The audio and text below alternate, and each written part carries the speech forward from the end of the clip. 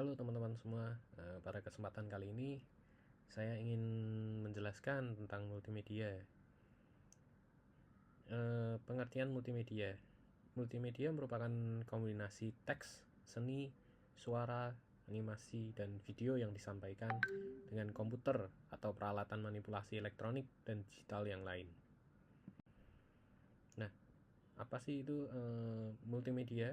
Dari beberapa definisi, seperti yang pertama, multimedia merupakan beberapa aspek yang saling bersinergi antara teks, grafik, gambar, statis, animasi, film, dan suara. Dan juga ada definisi lain yaitu berupa kombinasi teks, grafik, suara, animasi, dan video. Dan juga multimedia merupakan penggunaan beberapa media yang berbeda untuk menggabungkan dan menyampaikan informasi dalam bentuk teks, audio, grafik, animasi, dan video. Definisi multimedia menurut para ahli, yaitu yang pertama dari Roche pada tahun 1996, yaitu kombinasi dari komputer dan video. Dan juga dari McCormick pada tahun yang sama, yaitu berupa kombinasi dari 3 elemen, suara, gambar, dan teks. Serta dari Turban dan kawan-kawan pada tahun 2022, kombinasi dari paling sedikit 2 media input atau output. Dan juga dari Robin dan Linda pada tahun 2021, yaitu alat yang dapat menciptakan presentasi yang dinamis dan interaktif yang mengkombinasikan teks, grafik, animasi, audio, dan video. Multimedia dalam konteks komputer menurut Hofstadter pada tahun 2001 adalah pemanfaatan komputer untuk membuat dan menggabungkan teks, grafik, audio, dan video dengan menggunakan tool yang memungkinkan pemakai berinteraksi, berkreasi, dan berkomunikasi.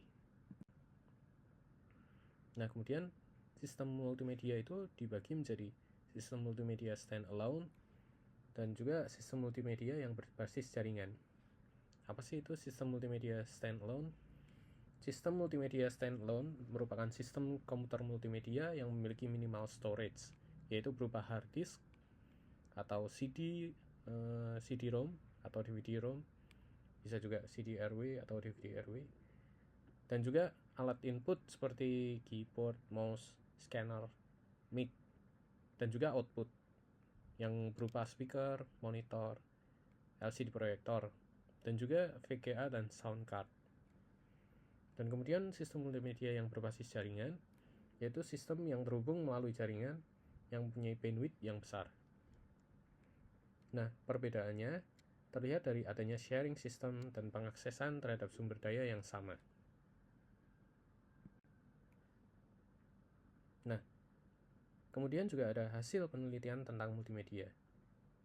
Jenis pesan mempengaruhi daya ingat dari kita sebagai penonton. Nah, berdasar dari riset penelitian tentang multimedia tersebut, ternyata ditemukan bahwa jika kita melihat pesan atau berupa tulisan ya, daya ingat yang didapat hanya sekitar 10%. Dan jika berupa pesan audio, juga sekitar 10%. Kemudian pada sisi visual, jika kita melihat visual akan meningkat menjadi 30%. Tetapi jika kita melakukan visual dan aksi, akan menjadi 80%. Karena kita melakukannya dan sambil melihat.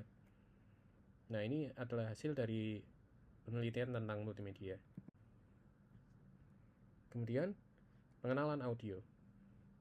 Pada materi ini akan membahas secara umum tentang pengertian sifat dan elemen-elemen audio serta perangkat dan jenis-jenis file audio yang umum digunakan. Apa sih itu tentang audio? Jadi pengertian audio adalah audio atau suara yang dihasilkan oleh getaran suatu benda. Agar dapat ditangkap oleh telinga manusia, getaran tersebut harus memiliki frekuensi minimal 20 kali per detik atau 20 Hz. Suara juga merupakan elemen penting dalam membangun sistem komunikasi karena membawa unsur-unsur bunyi dalam bentuk sinyal elektrik. Nah, sifat audio. Sifat audio yaitu yang pertama, hanya mengandalkan suara. Jadi audio hanya dapat dinikmati melalui indera pendengaran, sehingga membutuhkan fokus dan imajinasi yang kuat dari pendengar. Kemudian personal. Pengalaman audio bersifat personal karena setiap orang memiliki persepsi dan interpretasi yang berbeda terhadap suatu suara. Kemudian sifat audio cenderung satu arah. Karena secara umum komunikasi audio cenderung satu arah dari pembicara ke pendengar. Meskipun ada beberapa bentuk interaksi seperti podcast atau radio, seperti talk show gitu. Kemudian audio juga mampu menggugah imajinasi. Audio memiliki kekuatan untuk membangkitkan imajinasi dan emosi pendengar, karena suara dapat menciptakan suasana dan gambaran yang kuat di benak mereka. Nah, kemudian ada program audio. Jadi program audio adalah program yang dirancang untuk diperdengarkan kepada pendengar. Program ini direkam dan disimpan pada alat penyimpan, seperti pada kaset atau CD. Untuk mendengarkan program audio, diperlukan alat pemutar, seperti tape recorder atau CD player. Nah, kemudian audio itu memiliki elemen, yaitu unsur kata.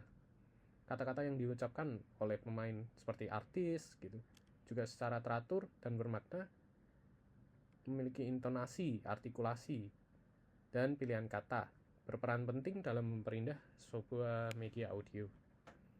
Kemudian ada juga unsur musik. Jadi perpaduan bunyi yang memiliki arti dan nilai artistik tinggi. Musik juga dapat menciptakan suasana, identitas program, dan memberikan tekanan dalam sebuah adegan. Kemudian yang tak kalah penting ada unsur efek suara. Apa itu efek suara? Yaitu suara-suara yang memberikan gambaran suasana atau latar belakang. Contohnya misalnya seperti kicau burung pada pagi hari, atau kokok ayam, atau suara jangkrik pada malam hari. Jadi menimbulkan efek suara yang dapat menggambarkan waktu, tempat, dan kegiatan. Nah, kemudian perangkat audio itu berbagai macam. Yang biasa kita gunakan seperti mikrofon, mixer konsol, speaker, open reel, atau tape recorder. Nah, file audio terdapat berbagai macam. Contohnya ada WAV, yang format file dasar dengan kualitas terbaik, tetapi sangat besar, dan juga mendukung mono atau stereo. Kemudian ada Amiga IFF. Nah, ini adalah berupa format 8 bit mono yang dihasilkan oleh komputer Commodore Amiga. Nah, ini juga kemudian ada Apple IFF. Ya, ini format audio standar ya, milik Apple komputer yang mendukung mono atau stereo baik 18 bit atau 8 bit. Dan juga ada dialog ADPCM ya. Ini format yang ditemui pada aplikasi telepon. Hanya bisa menyimpan audio dalam bentuk mono. Dan juga Diamondware Digitized. Nah, ini format audio yang digunakan oleh Diamondware Sound yang mendukung mono dan stereo. Selanjutnya, setelah ada audio, tentu ada hal yang tak kalah penting, yaitu animasi. Nah, animasi itu bisa menghidupkan ide dan kisah. Animasi merupakan seni menghidupkan gambar, objek, dan karakter melalui serangkaian gambar yang ditampilkan secara berurutan dengan kecepatan tertentu.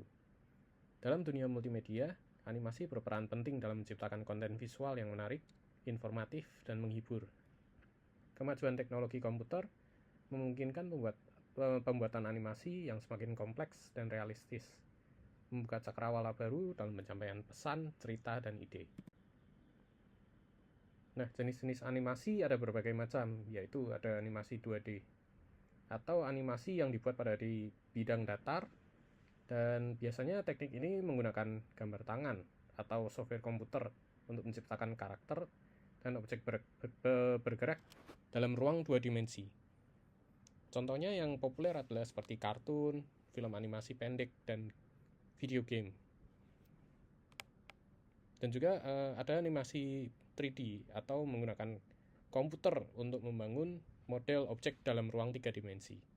Teknik ini juga memungkinkan penciptaan animasi yang realistis dengan berbagai efek seperti efek cahaya, efek bayangan, gerakan, dan juga yang lebih dinamis. Nah, juga contoh animasi yang terkenal seperti Toy Story, Finding Nemo, atau Avatar itu menggunakan animasi berupa 3D.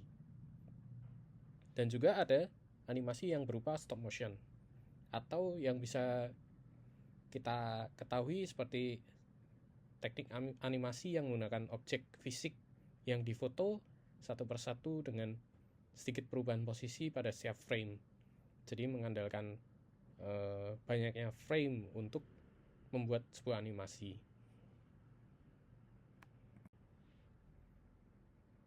Nah, kemudian teknik pembuatan animasi yaitu pertama dari konsep dan sketsa.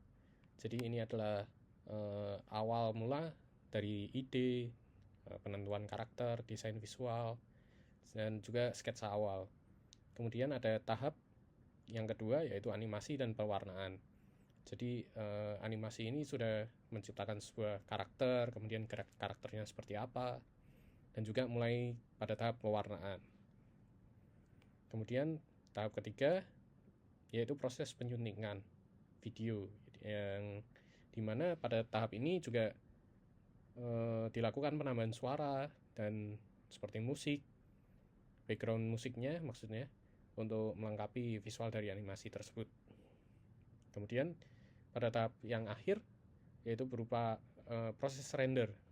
Jadi file-file yang tadi animasi yang sudah dibuat di ekspor atau di render untuk menjadi kemudian dijadikan satu untuk menjadi file akhirnya yang biasanya berupa file video.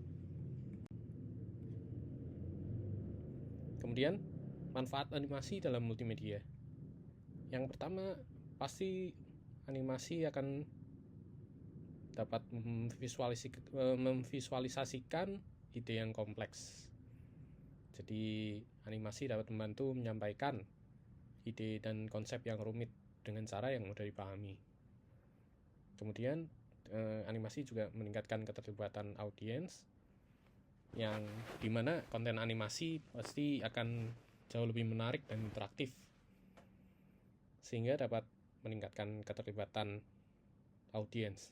Dan juga untuk pengembangan produk dan prototype. Jadi animasi 3D dapat digunakan untuk membuat model prototype produk, sehingga dapat membantu dalam proses desain dan pengembangan. Dan juga animasi berguna untuk edukasi dan pelatihan.